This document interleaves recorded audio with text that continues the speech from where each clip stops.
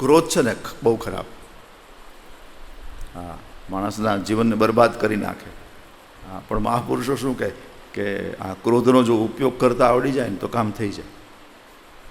હા,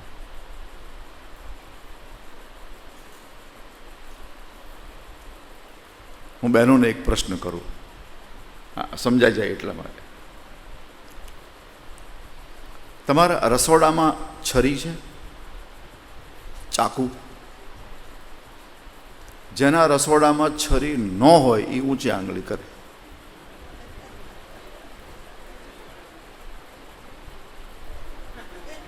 એ 100%. એક પણ બેને એમ કીધું નહીં કે મારા રસોડામાં છરી નથી. બધાના રસોડામાં છરી હોય, ચાકુ. આના બહેનોનું છે ને હૃદય કોમળ, પણ છરીનો ઉપયોગ વધારેમાં વધારે બહેનો કરે. હા, એ બટાટાને કાપી નાખે ને, દૂધિયાને છોલી નાખે ને, કેરીના ચૂંદા કરી નાખે ને, દયા જ નહીં લ્યો. હા હા,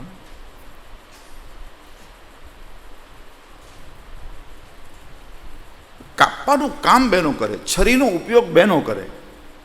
અને દરેકના રસોડામાં છરી જોઈશે, નહીં ચાલે.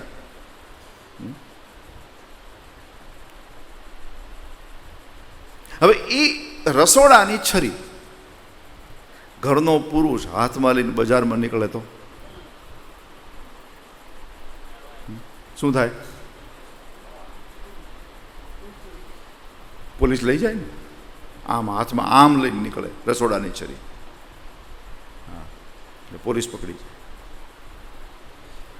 હવે એ છરી વર્ષોથી રસોડામાં હતી, પોલીસ કાંઈ ન આવીને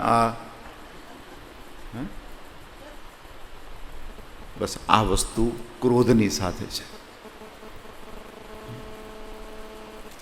ક્રોધ જ્યાં સુધી એની મર્યાદામાં છે આપણો,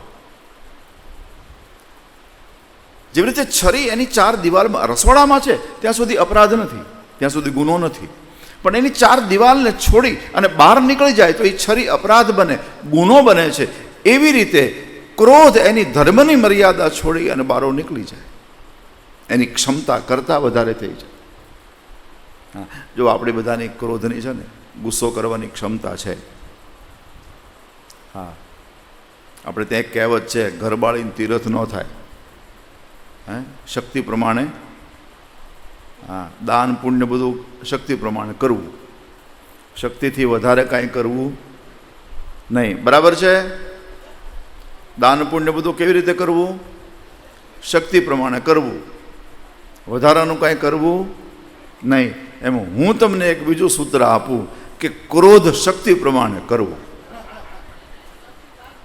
હા, શક્તિ પ્રમાણે ક્રોધ કરવો. હવે આપણી ક્રોધની શક્તિ કેટલી? આપણે કેટલો ક્રોધ કરી શકાય? ગુસ્સો કરવો છે કેટલો કરી શકાય? આપણે આમ ક્ષમતા કેટલી? જે ક્રોધ કર્યા પછી પસ્તાવો ન થાય અને એનું પરિણામ માણસ હસતા હસતા સ્વીકારી લે, એ આપણી ક્રોધની ક્ષમતા.